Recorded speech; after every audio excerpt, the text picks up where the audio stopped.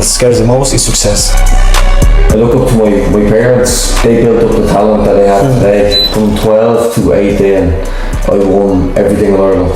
Everything. Every tournament. I'm not surrounded by the person I should. I think it's one of the huge issues our world's going through right now.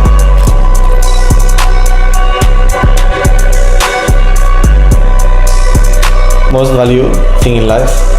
Family. You can be a millionaire, you know what I mean, but if you don't have family, it's gonna cause you issues. No one really wants what's best for you as much as like, your family. The only ones that could see you better than them are your parents. Like your friends want you to do well, but never better than them. So you do have dreams that you're chasing. Why do you spend the time with these people? My decisions bother you, it's not my problem, it's yours. McGregor walks into the gym. There was bodyguards behind him. I was like, fuck, McGregor's in the gym. We tend to confuse what success is. The end goal, the end dream is to be a pro world champion.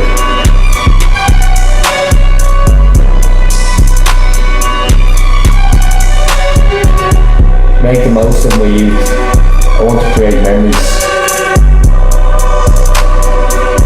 I think that's the best way we could ever end the chapter of our podcast.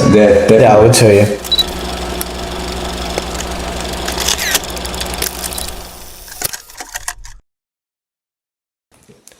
Hi guys, how do you do?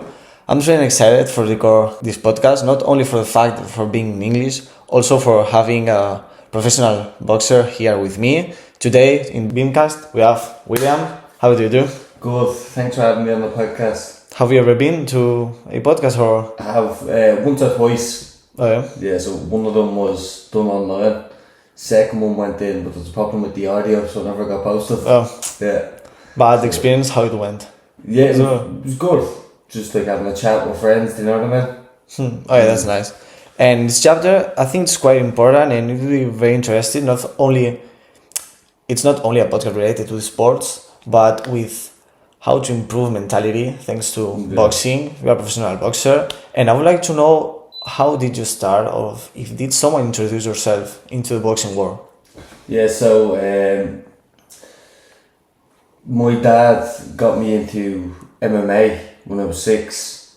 So I loved MMA. I would start off doing jiu-jitsu and stuff, and really enjoyed it. And it helped me in school, because in school I was always getting into fights. Okay. So when I started the MMA, the fights in school dropped off to get me, and from there my dad took me into boxing to try work on my striking. And I preferred boxing. I was in sparring with other kids and stuff, so I stuck with boxing then. So I joined boxing when I was 8. And I've been at it ever since. So since 8? Since I was right 8. Now you are? 22. Wow. Yeah. It's a lot. Long time, yeah. Most of my life. And in which point are you right now in your professional career? Well, I'm a pro now, so I turned pro 3 years ago. Yeah. So it's very, very different from being an amateur. When you're an amateur and you're competing, it's like football. You have seasons, and you're busy throughout the season with competitions, tournaments and stuff like that. As a pro, sometimes you can get 1 fight a year, 2 fights a year, do you know what I mean? And like the last year now I haven't had a fight, down to contract sort of problems and stuff like that. Yeah. Yeah. So I'm currently looking for a manager. Okay. So there was issues with my last manager, so I had to get rid of him.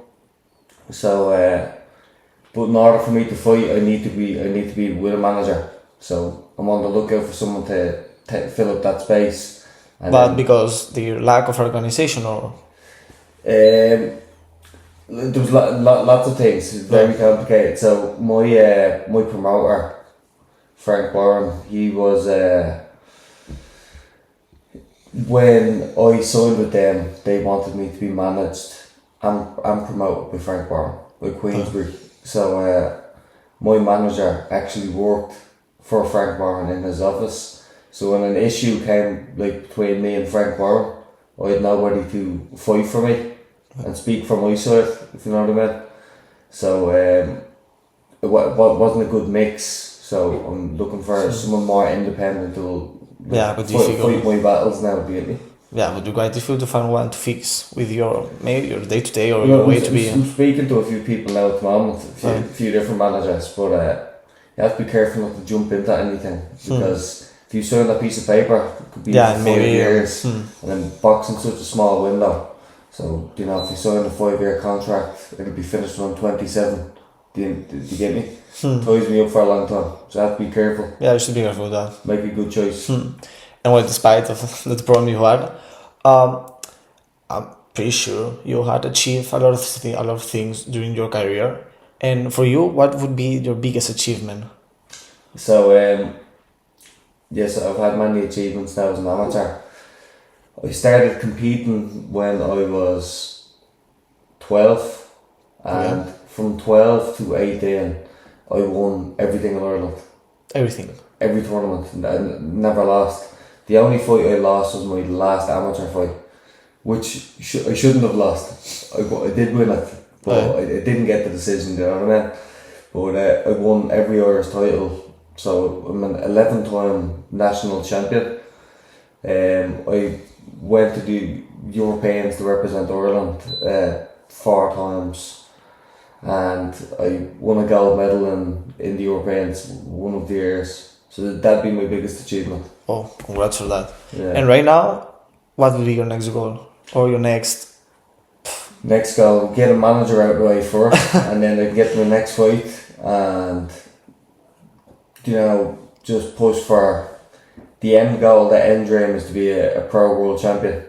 Yeah, but first the manager. Yeah, first manager, baby steps. Yeah, time to time, and things will arrive. And you told me about the unfair decision the judge decided on your last fight. My last fight, it's amateur fight, it's 3 rounds. First round I won. Second round could have went either way, it was close. Yeah. Last round I won clear, very, very clear, and I gave him a standing 8 count. So that's where you hit someone hard. The referee steps in and gives him 1, 2, 3, 4. So he got a standing 8 count, which is supposed to bring him down an extra point. So after the last round, I was like, I won this. And when I got the count, I was like, hands down, won the fight. Impossible for me to lose. Yeah. So somehow I didn't get it. When I looked at the scorecard, there was 1 point in the difference. Do you get me? So, just corruption, you know what I mean? All it takes is 1 or 2 bad judges and they can... And how do you deal with these unfair situations? Because sometimes it's quite frustrating. Yeah, no, it is. It's part of boxing. That's the reason, if you look at Olympic boxing, you always see really bad decisions. And that's part of the reason they were looking at... Maybe part of any sport, I think. Yeah, but boxing, like, you know, if you play football, you stick a goal under it. Everyone says that. But boxing, it's all about opinions. It's very opinionated. Like, so if you look at the Olympics, if you look at Michael Conlon, have you watched Michael Conlon before? Not yet, but in the Olympics. Yeah. So he got robbed by a Russian, very, very bad decision. Right. But it's after the fight, he decided he's done with the amateurs, he's turning pro. So when he was in the ring, he gave all the judges the finger. So, but like that's how frustrating it is, though. You know what I mean? Like it's out of your hands. Yeah, you cannot control that. Yeah, just accept it and go ahead. Yeah, exactly. And about boxing in general, I know a lot of people that are starting in the business world, boxing world, and well, myself is the best example. I started this summer here in Ireland in a club, and I would like to hear what could you say to someone who's starting in boxing, or what stuff should be prepared to hear, to go through. Well, like when you see people starting boxing, especially like at your age, you know what I mean? They're starting like older than what I was. Like sometimes I'd say if you're looking at people on YouTube are pros. You're thinking like, how would I ever go up to that level? Like, you have to, you can't look too far ahead. You have to do one session at a time. You go to the gym, do your session, listen to what's being said to you, and before you know it, like, you'll be a year into boxing. You'll be looking back at where you started off, and you'll be a different man. Do you get me? Like, there's been lots of famous boxers now who've started off very, like Anthony Joshua. Anthony Joshua. So he's a heavyweight world champion. Oh. He'd be very famous. He started boxing when he was 16. There's another boxer, Sergio Martinez. He's a world champion as a pro. He started boxing at 21. Pretty well. Do you know what I mean? So it's like you have to stick to it and now be disciplined and dedicated. Yeah, like live yours and don't compare with others because it's not a race. I tend to first. No. It's all about you. Do you know what I mean? And like if you're not in the gym, like what are you going to do? Partying with friends, out drinking. Do you know what I mean? So it's we all have a small window to be active. Like, we're young, we have youth on ourselves, so like you have all the time to like party with your friends when you were older and stuff. Like, boxing's such a small window, do you know what I mean? So if you're doing boxing, stick to it, do you know what I mean? Because before you know it, you won't be able to do it. Yeah, absolutely agree with that. And you talk about motivation. In my case, in the world of entrepreneurship, some days are quite hard to deal with, and in my case, I get confused sometimes with how to manage motivation or discipline. For those hard days, what do you do on those? Those hard days, they're the very important days that you, like in my case, I force myself to the gym. And then when I go down to the gym, I feel like I don't want to be there. So I'm not motivated, I'm tired, I'm drained. But you like break through a wall on those days. Yeah, that's where if you force yourself to the gym, so I start training, I don't want to be there at the start. I start getting into it. Before you know it, I'm enjoying the session. Somebody could call me for pads. I do pads, have a great pad session. And then towards the end of the class, I'm wondering, how was I not motivated to go training? Like, I'm so happy that I went training. Yeah, but so what would happen if I didn't came here to train? Everything would change. Yeah, exactly. So like, if you start giving in, so on those days where you're not motivated, if you say, okay, I'm going to give today a miss, I'm going to relax today, like it's a bad habit. It's an easy way out. And if you're staying in your comfortable zone. Yeah, exactly. So if you do that once, next time it happens, you're more inclined to do it again. So it's those days you really have to force yourself out there. And I think those days are the ones that help you to improve the most. Because when you go to the gym for example, the day you want to go, it's like there's no difficulty in your process, in your improvement. You want to go? Perfect. Maybe it's hard to train at the moment, but the beginning was quite easy. When the beginning is quite hard, there's a problem. Yeah. And maybe a short decision can change not only the day, your whole week. Because as you say about habit, maybe you can repeat it next day and start entering on a vicious circle that later it would be harder to get out of there. Yeah, no, it is. And especially with boxing, like, let's say I'm in camp, I'm fighting in 8 weeks' time. If I started giving in to these low motivation days and not going to the gym, when I get in the ring and it's just me and some other guy who've both been training for each other, if I look back in my camp and I see that I missed sessions or I was lazy, like, that's the type of stuff that gets into your head and then takes the confidence out of you, because you know, for sure, when I wasn't training, he was probably in the gym. Do you get me? So you want to give yourself the best chance. It's not a race, but you know, if you are not doing that, some other would be doing it for you. Yes, and exactly. At the end of the day, he or she would be better than for you. The same in business as well. Like, for sure. The business is very, very competitive. Yeah, and it's not a race, but it's that. I mean, it's your own responsibility, and you have to take the control of your life, of your work, of your project, whatever. And if you don't do it one day, nobody is going to get mad with you, but other people will take advantage over you. That's a problem, because later it will be harder to achieve them again, Yeah. or even go ahead then. Yes. Yeah, it's quite different. I see in the society nowadays, in the new generations are raising up. Yeah. I think it's one of the huge issues our world's going through right now. Why it's growing up, or in social media, you can see how people think, how people see life, and it's like, what are we growing up for? I don't know. Where's the energy for achieve new things? Where's the improvement? Where's the personal development? There is not. We are in a society involved in social media and junk content, we could say. It is, yes. And after it's quite difficult to be surrounded by people that could improve also themselves and also help you to do it by your own. Because most of you, as in my case, I had a group of friends, and it's quite difficult to stay being with them.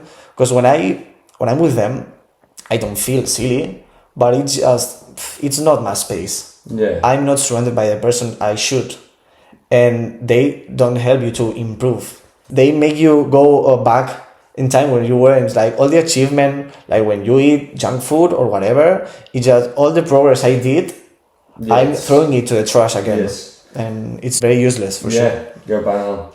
So to give you an idea, see when I was speaking about me as an amateur, see all my friends and stuff, like I had friends in school, I had people I spoke to in school, but when it came to outside school, I only ever had time for training.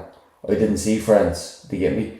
Because I knew my friends were out in fields, drinking, you know what I mean, partying, just hanging around, smoking, doing like, you know, stuff that's like, not only is it not good for you, like it's damaging you. Yeah, for sure. So I never went out with them, you know what I mean? I didn't socialise with like my peers outside, like my friends outside of school were the people I train alongside. And you bring each other up, you know what I mean? You motivate each other and stuff. Sometimes it would be better to close up and just go ahead, keep on your things, and shut up and continue doing. And then from being in the gym, I found friends that like I have for life. Do you get me? People that are similar to me, similar interests. Yeah, with the same pursuits, for sure. Exactly, yeah. And then a lot of people like that I was saying, you know, from school that I would have been friends with. Lots of them went down bad paths, like they went nowhere, they're doing nothing, drugs, alcohol, all that stuff. Yeah, boxing really, it showed me who I want to rub shoulders with and be around. Yeah. And vast of the majority of people, I think, tend to get mad when you keep on your things. It's like they are, you're not going to pay me attention anymore. It's like, I'm living my life. If my decisions bother you, it's not my problem. It's yours, maybe. Yes, I find you get that with people are jealous. They know you're moving towards somewhere. You have a goal and they're chasing that goal. You have a dream, and these people, they haven't got a dream, haven't got motivation. They just live in the moment. Do you get me? They're not working towards anything. So when they see you going off and doing something, putting your head down and working. I think one thing that scares the most is success. Yes. Because friends will always want you to be a successful person, but never more than how much they are. Yes. And in that case, the only ones that could see you better than them are your parents. Yes. Exactly. Brothers and sisters. Yeah. Family. Anymore. Yeah. Anymore. They are not at all real friends. Yeah, no, like, very, very true. I think during your path, you would be noticing how people are in reality, and not how they appear or how they looked to like. Yeah. I mean, when you are growing up and you are hiking your mountain, when you are in the peak and the top, you realize, wow, that person, it's not how I thought he was or she was. Yeah. But like, as you said there, like your friends want you to do well, but never better than them. So if you do have dreams that you're chasing, like why do you spend your time with these people? Do you know what I mean? They don't want to see you excel, or they don't want to see you excel more than them. It's like, why I'm going to share my time with them if they aren't proud of me. Yeah, they don't have your best at interest. Where, as you said, parents. So my parents, as you know, are involved in the boxing. They, my mum would have, from when I was a kid, bringing me to training. My dad was one of my coaches, and they've always wanted what's best for me. Do you get me? And yeah, get people that try to come in and get in between you. Do you know what I mean? But you can't get in between that. Do you know what I mean? I know my family want what's best. Yeah, family and the rest. At the end of the day, they are not as kind as they could seem to be. Yeah. And about personal development, what do you think about it? I mean, nowadays in social media there are a lot of people like Andrew Tate maybe that pretend that it's easier, or maybe earning money, whatever, improving in boxing or whatever. It's like quite simple, focus, let's go, earn money, cars, girls. What do you think about it? I think from a point of view, I think we tend to confuse what success is with the results you will have in the future. And I think there's a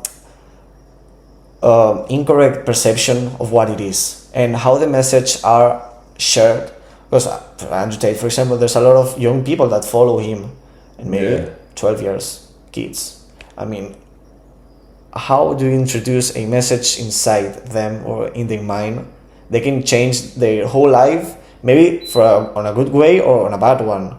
And it's quite difficult to manage that, and you have to be very self-confident and very mature to listen to this kind of people, because if not, they can change your mindset on a wrong way. Yeah.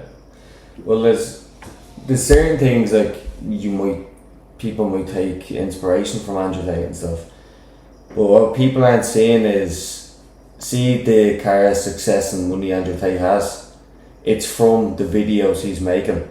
So it's like it's a circle, do you know what I mean? He inspires these kids with his money and his women and his success and his fancy cars and stuff. They watch his videos, and then that's what gives him that money. That's what gives him that success and publicity and stuff. Yeah, he doesn't give a fuck if you are improving or not. I mean, you are seeing my videos and it's enough with that. Yeah, exactly. Like if he was having a shit day, or let's say money wasn't doing too well, he would still have his Bugatti and he'd still be doing these videos, and he will record that again. Yeah, a false lifestyle. Like that's not his real lifestyle. Do you get me? It's just for likes and views and stuff like that. But that's the same with everyone on if you look at Instagram, people don't post like their day-to-day shit. They post when they're on holidays, when they're on a plane, what they want us to see, when they're on the beach, or when they have a six-pack, you know what I mean? Yeah, the best life. Yeah, exactly. Like they don't show you a picture of what shape they're in when they're coming up to Christmas and they're a bit overweight. You know what I mean? Like it's always or neither those hard days.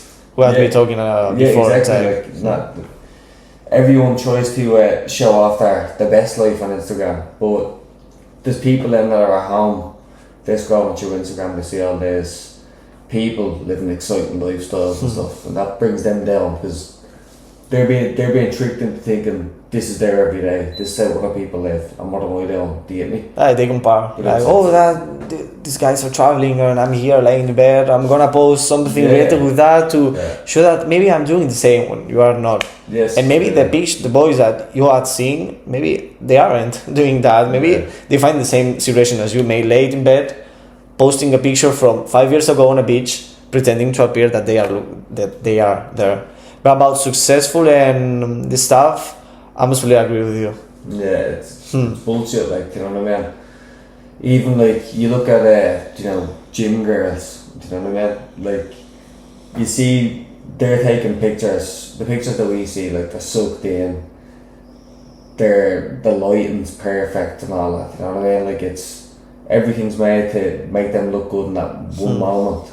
Like, or even you see people sticking up stories on Instagram of filth. I know a girl who went out for a meal before. Yeah. She got, like, let's say a sandwich. Her friend got a salad. So she leaned over, she took a picture of her friend's salad to stick up on her story, do you know what I mean? So that's so sad. Yes, it's fake, like, you know what I mean? Like, you're not eating it. Why are you trying to tell these people that follow you? Like, it will be always an unknown. I mean. Not that's interesting anyway, do you know what I mean? But like, just lies. For no reason. And about personal development, do you work on it? Or Sorry? not? About personal development, do you work on it? Do you spend some time of the day think about it, trying to improving it as much as possible? Well, yeah, every day, every day I'm trying to develop myself, you know what I mean? Like in the gym, I'm always thinking about like what's the next step, where do I want to go, like how am I going to do this, how am I going to reach my goals? So I'm always thinking about it. And but you're very cautious about it, like you have it in your mind 24/7, because I know people that has everything organized. There's a lot of lists, a lot of organizations, PDF with a lot of information.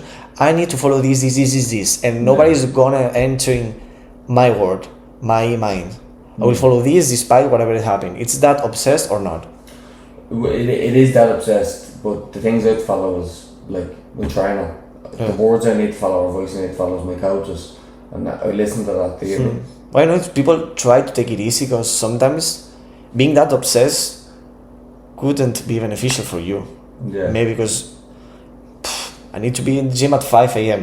I arrive at 5:30. All your routine would be changed at that point, and maybe they get mad. You have to do like. There's no point like letting that bother you so much that like you have a shit training session. You know what I mean? Like sometimes you're gonna be late. You know what I mean? Try not to be late. But like if you are late, you still have a job to do. Do you get me? So you go down and do the best you can. Do you get me? Yeah, absolutely. And I'm pretty sure you will follow a specific diet for boxing gym. Well, that's when I'm in camp. I have a nutritionist, so he plans the meals for me. I don't even think about food. He sends me an email with the shopping I need to get in. I get the shopping in, and then there's a plan for Monday. So it's breakfast, lunch, dinner, snacks. I don't have to think about it. It's all there for me to get me. And when I'm following his plan, I do notice a very, very, very big difference, like with how good I am, my energy levels. It really boosts me. But when I'm out of camp, I try to eat clean. But you're allowed to have a bad meal once a week. You know what I mean? It can't be clean all the time. You get me? You need to have some time where you can enjoy your food. Yeah, training days. These days good because I had a bad one previously.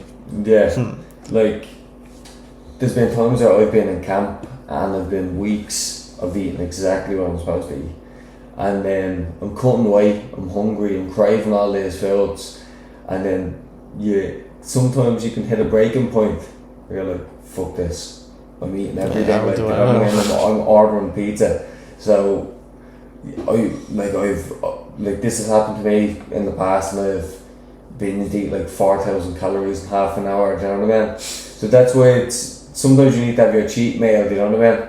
That could be necessary. It's like it's freedom. Like the reason I went and I ordered that pizza was down to it is. I felt trapped with my diet. Do you know what I mean? Like I wasn't free. So if you work hard, you can allow yourself to eat that one day. If you can have the odd pizza or whatever, takeaway, McDonald's, that kind of keeps that down, you know what I mean? Like actually after eating it, you're like, that was a waste of food, you know what I mean? And then you're motivated to keep clean and continue on your clean diet. Like in my case, this is the hardest thing to change and work on. Because I could allow myself one day, but the problem is that I do it more than once. I should, but anyway, I'm trying to change it, and that's the important thing. Don't throw the towel and just don't give up. Just try on it and see people. They go straight to they'll cut massive or they'll cut out carbs. Like they'll make some drastic change and expect to be able to keep that up. It has to be like small changes. And then slowly, you put a system in place and good habits, eating habits. Do you know what I mean? It takes time, but you need to stick to it. It's that. Sometimes it's just a matter of time. And that's it. When you stick to something, then the results will show. Like, do you get me? But it takes time. It's not overnight. Yeah. And I would like to hear your experience, because I know you had been training with Conor McGregor, and I would like to know what happened, or how did everything start. So I boxed when I joined boxing, I I was boxing in Crumlin Boxing Club. So McGregor is from Crumlin. I used to live in Crumlin too. But so I was boxing in Crumlin Boxing Club, and that's where McGregor actually started off fighting. Okay. So he joined boxing, and then from boxing he went to SBG, which is an MMA gym, and he transitioned then into MMA, and he turned into the superstar that he is. But if you look at his MMA fights, he's always a very nice boxer. He's always very good with his hands. Like like Aldo, like won that fight, like striking, hand striking, like. So he's always been known for his boxing ability, which would have been built from when he was solely doing boxing, like before starting MMA. But anyway, I was boxing in Crumlin before, and obviously a big fan of McGregor's. That's in Ireland, McGregor had a fight coming up, and anyway, I wasn't thinking about that. I was just in the gym training. Next thing you know, I hear like some commotion behind me, and I see McGregor walks into the gym with his bodyguards behind him, and I was like, what the fuck, McGregor's in the gym. So everyone was thinking this, but like nobody actually said anything. We all stuck to training, which I'd say like. You didn't talk with him? Yeah, we did, but we didn't just swarm him, do you know what I mean? Like, we're training, we were doing our training. So I was just hitting the bag, and I was thinking, I think it would be a huge way to motivate yourself. Yeah. I mean, like, I cannot fail. But anyway, so there was talks then that he was sparring. So I went up to my coach and I says, can I spar? No, he was only 17 at the time. And yeah, he was fighting Chad, who was he fighting? Cerrone. Yeah. Cowboy Cerrone. That's who he was fighting. So that was a good fight. But anyway, I said it to my coach, could you stick me in sparring? And I got in sparring. I done 2 rounds with him. I have respect for him, so I didn't go out and try destroy him or beat him up or whatever, or anything like that. Like, I have respect for him. So I went out to try give him a sharp spar. He had respect for me, you know, and he didn't try knock me out either. So it was a good move, nice. It was a good move around, but it wasn't like a real fight, you know what I mean? But so we sparred him then. He went on camp and he took my boxing coach with him. Nice. So my boxing coach went away with him for his fight against Cerrone, and I wish I could have went over, but it was 17.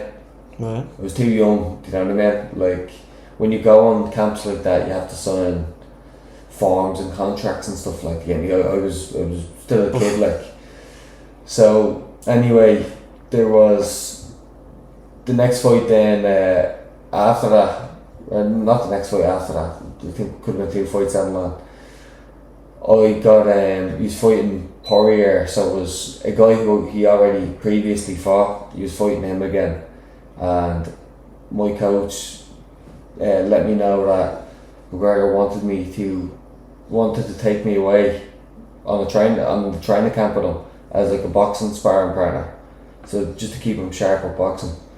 But that was an amazing experience. It was during COVID as well, so I was 18, just finished school. Do you know what I mean? Well, just finished school. Next thing you know, the world's not allowed to travel. Everything's locked down, and I got a shout from this superstar about going over to Portugal with him for a month, and it was amazing. Yeah, it was very, very surreal. It was like a dream, training with him, sparring with him and stuff. And from being on that trip, then contact was made with my about going pro. I had 2 promoters then reached out to me about signing with them and stuff. Now I didn't jump into anything, but they were making contact about like they knew I'm over here training with McGregor. Then they knew about my amateur record, like, you know, all my national titles, my European gold medal and stuff. So that gave me a boost when I wanted to turn pro. But from that trip then, I went to Dubai. So he fought Poirier in Abu Dhabi. Okay. So I went over to Dubai for a month. All expenses paid. I was on the Palm Jumeirah, which is another the Palm Islands. Very, very luxurious, very flashy. Wow. But another amazing experience. That's true. Something Change your mindset a lot. Yeah, it's something that ticked off the bucket list. But halfway through the trip, so because it was during COVID, the team was regularly getting COVID tests. Okay. Because if McGregor gets COVID, you know, it's obviously that's a quite a massive deal. Like, you know what I mean? Like, you think about all the pay-per-view, like subscriptions, stuff like that. If he can't fight, the UFC loses out massive money. So anyway, halfway through the trip, I got a COVID test and it came back positive. But it wasn't just me. Half the team, we all came back positive. Oh. So that meant we couldn't travel then to Abu Dhabi to watch the fight. Bad luck. We were stuck to our rooms, but you know what I mean. At least they were nice rooms. It was a nice hotel. We got room service and stuff. To get me, could have been worse. It happened everything on that trip. What? It happened of everything. I mean, quite strange trip, but very amazing. Yeah. Good to know, and very interesting. Yeah. And now, last but not least, I would like to finish the chapter with a quick questions. I would like you to answer however you want and as long as you prefer. Okay. The first one I have: who's your biggest role model in life? It's a hard one. There's lots of people I look up to. Like, I look up to my parents for they started this journey for me. You know what I mean? They kept me motivated. They brought me to training. They built up the talent that I have today. But in terms of like celebrities, you know, I obviously look up to McGregor. Do you know what I mean? Yeah. He's a guy from my neighbourhood. He boxed in the same boxing gym I boxed in, and he's went all the way. Do you get me? He's a superstar. And as a native Irish, you are. It's not even Irish. He's Dublin boy. Like, totally. he comes from Crumlin. I lived in Crumlin. Do you know what I mean? So it's like he's literally, we're from the same neighbourhood, kind of. If you know what I mean. So seeing before him, everything's like, it seemed crazy to get that level of fighting, but he showed us that, like, yes, a guy from Dublin can go and can be a superstar, but, like, you know, it takes hard work, and he proved it can be done. So now I'm just putting my head down and I'm trying to make that legacy for myself. Yeah, for sure. Yeah. Right. So, gym or boxing? Enjoyment was. Which one do you prefer? Uh, If you had to choose for the rest of your life, gym or boxing? boxing. Right. So, do you know what I mean? Like, see, when you're sparring people, it's like it's a drug. You get the adrenaline. It's like a chess match as well. You're using your brains. It really like stimulates me, like, you know what I mean, to be in and sparring with someone, fighting, using my brain. And then, you know, obviously it's physical as well, do you get me? So it's boxing ticks all the boxes. But I like the idea of, like, I love the gym, do you know what I mean? So I do strength and conditioning, which is tailored for boxing. So it's tailored so that I don't get too muscular or too big or go up in weight.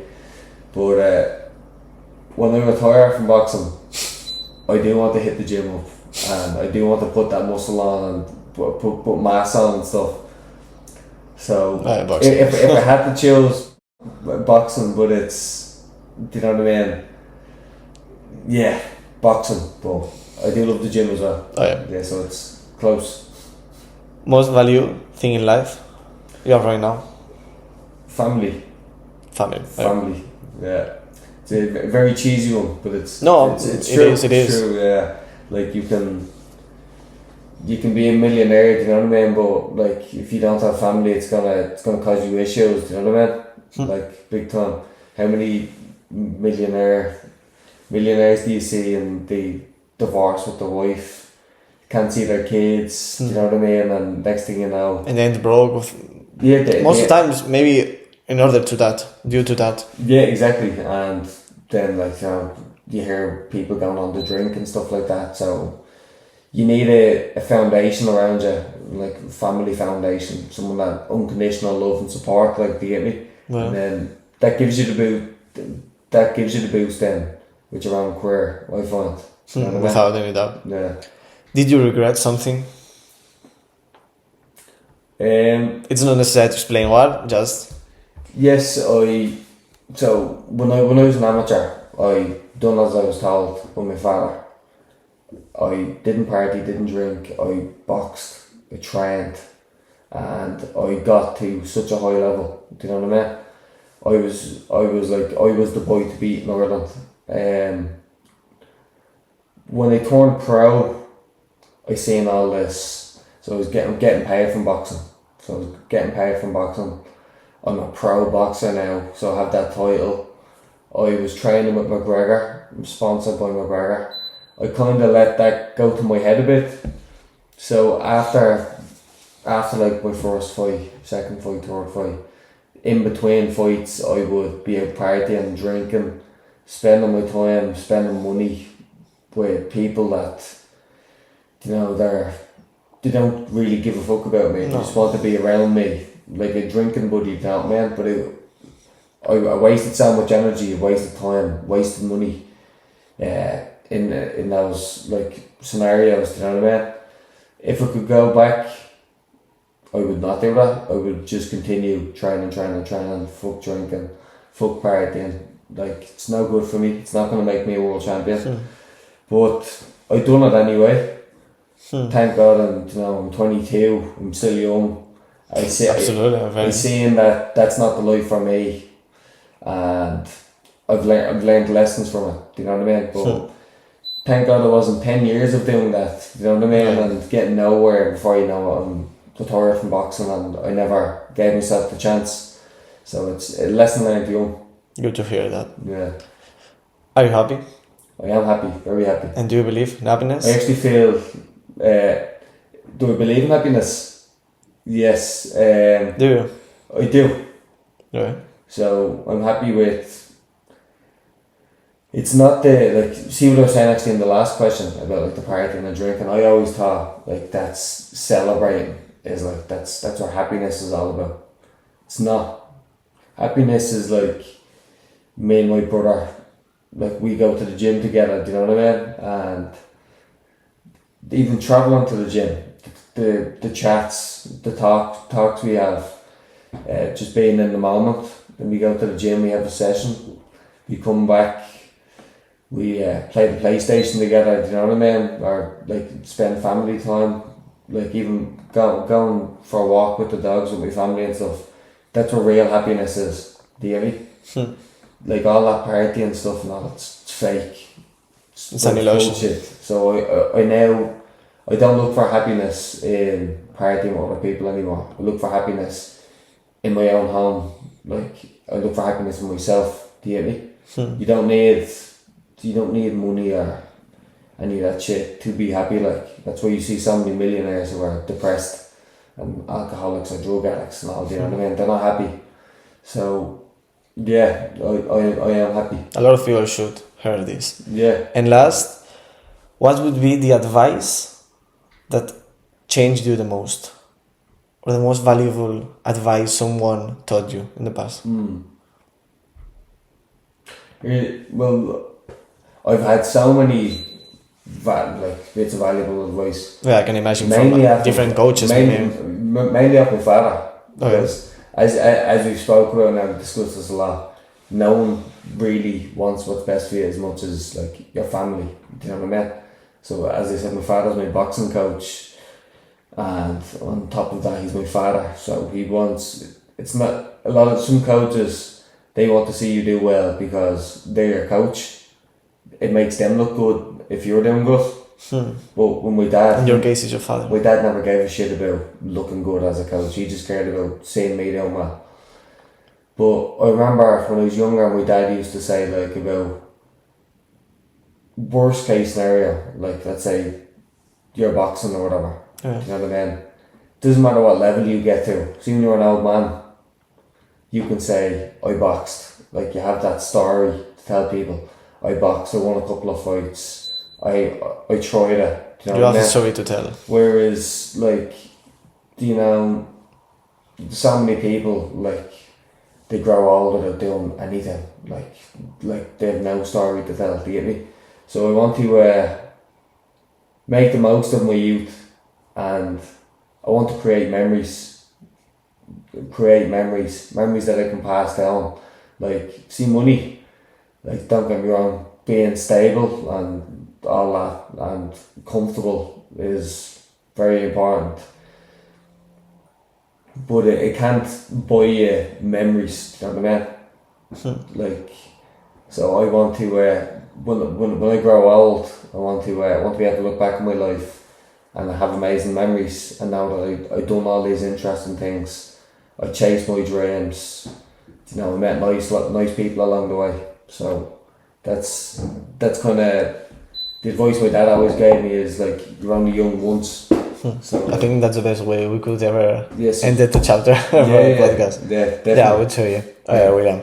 Thank you so much for coming here and accepting the invitation. I know you're very busy, and it's a pleasure for me to being able to you for being here. Sorry for the English. I try my best. But yeah, well, I'm here in Ireland for practice. Maybe that's in the the key. future we can learn Spanish and they can come over and do. It would be nice in the studio with the cameras and everything prepared. Only for that. Sorry if I get wrong some words or whatever. No, I try my best. Very well. Very good. Yeah, I think. Fair play to you. And thank you for coming here and sharing all your experiences. No problem at all. Thanks, Alvaro. Thank you, William. Thank you again. See you.